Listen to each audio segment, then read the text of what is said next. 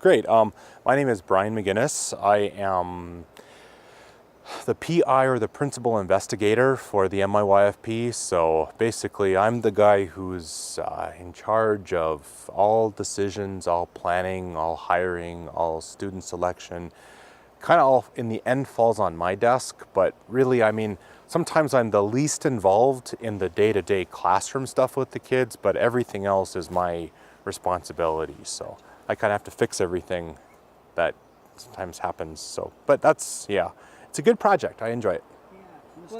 I think what's different about this camp from the first one, now as I mentioned, all these students have returned here, and this is what we've called our advanced leadership camp. So what we've wanted to do is, in the first camp, the first series of activities they did, I would say what was very significant about that is they learned about the basics of leadership. They learned about the basics about what it means to be a leader, and it was just a good chance to think about community, and specifically their own communities outside of that community. So in essence, with other supportive young people, a good network of trainers and mentors, and just a chance to go outside for a little while to reflect back in. So that first camp gave everybody the opportunity to do that. And I think what we were broadly successful in that is not only giving young people a good idea of what leadership is, and not just say from a Western perspective. Our tribal governments, many times are based on Western systems of decision making, of discussion, and those kinds of paradigms of political action. Our traditional leadership can be different, in which they've had a chance to really talk about and then actualize those core values that our traditional leadership systems are based on. Things like really understanding respect, really understanding kindness, really understanding what it means to do action because of love for the people and continuity of the past into the future. So I would say the first set of experiences that they had were designed to look at those things basically. This was a time to more actively reflect upon that. This particular experience encouraged, I would say, action on those ideas, whether that's just through good discussion, or through planning of projects, or through just some of the core activities they've done here together. But it's basically been a chance to, okay, I know this much, I know something about leadership now. This camp is, what am I going to do with that? Great, a very good question. I think one of the goals of this week has been, indeed, we've wanted each of the young people who've been a part of this to think very strongly of where it is that they come from. So which, in every possible way. And from that level, we've revisited the creation story each of them learned the first time through. So one of our first activities we did in our first camp was to tell them the Ojibwe, tell them the Dakota creation stories, and really see what connection existed for each of them with that story. Some had never heard it, which is actually pretty remarkable when you think that, you should know that as a fundamental point of being the story of your people, but history has obscured a lot of that. Education has obscured a lot of that. So for many of these young people, it was the first time they had a chance to connect with that.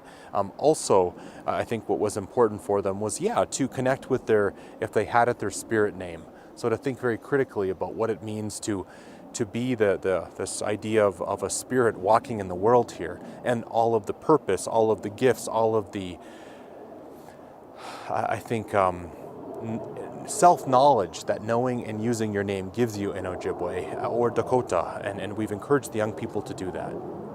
Yeah, I think, again, so literally talking about where young people come from. We began with creation stories. What was different this camp was, well, the first camp they had a chance to learn what those stories were and make some personal connections.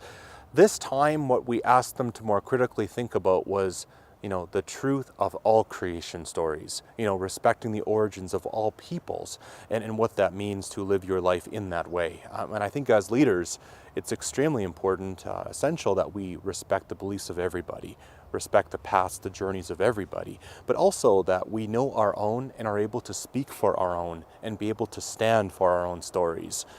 And sometimes what that means is, like this morning, we went on a field trip to Wisconsin Point.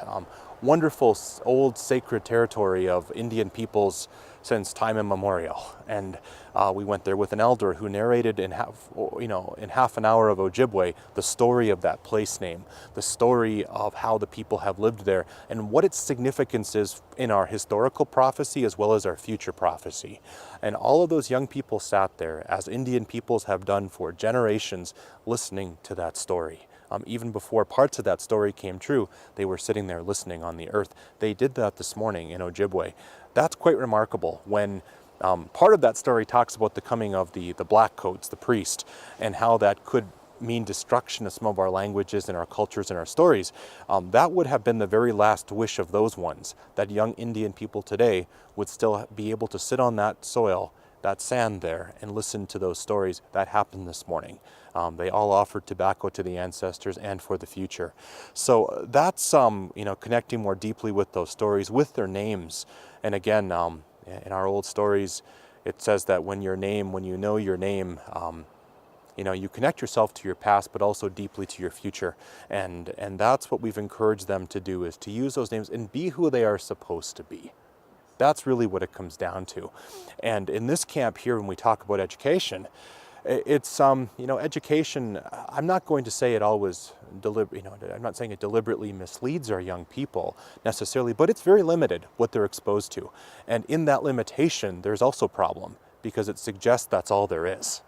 So what we have done here is opened up more doorways to say there is so much more. And that's everything from exploring genealogy to knowing the names of your grandparents, your great-grandparents, your great-grandparents, where they came from. And in many cases, those are the communities where our young people come from. So what we have wanted them to do is to be able to know the stories of those names, those place names, what those mean, so that we can protect them into the future. This morning where we went was a place where the bones of our ancestors were once moved and put in a different place. But we know there's still many who are still there. But for those places where our ancestors did not leave their bones, or where their bones were moved from, we still have the stories of those places. That's what gives those places sacred meaning, and that's why we protect them. I would say, what we hope for them. The reason that we did this project in the first place was because we realized there was such a need for some more positive action amongst this segment of our population. We do a lot for a lot of different age groups, but for young adolescent Indigenous peoples, that is indeed the most at-risk population we could imagine. And there's so many stresses on their lives. Part of that, is just the changed experience of today. But, what we wanted to be able to do was just create a network of leaders, a safe network for them to be a part of as they grow up into the future now. What's very different about this kind of experience is, we've brought kids together from reservations all across the state.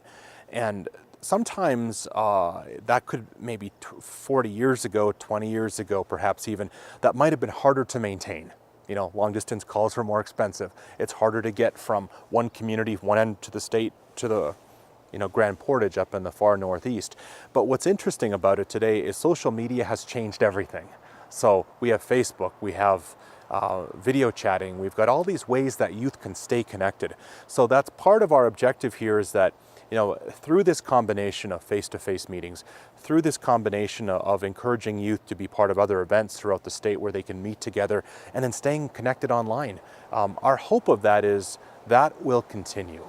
That as these young people continue to grow in their leadership skill, that they are also going to inspire others.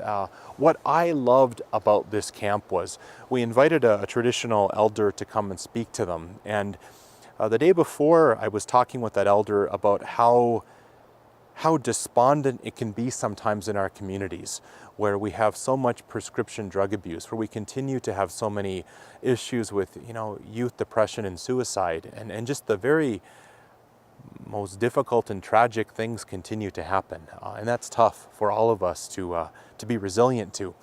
But what I loved about yesterday was in spending time with these young people who were so respectful, who have learned to listen so well, that elder left with such hope. And it was beautiful to see that. Just a complete 180, to come here. So it was good for our elders too. And good for our young people to listen and learn, but good for our elders again to feel that there is indeed a tremendous amount of hope for the future. That's what we hope everybody feels.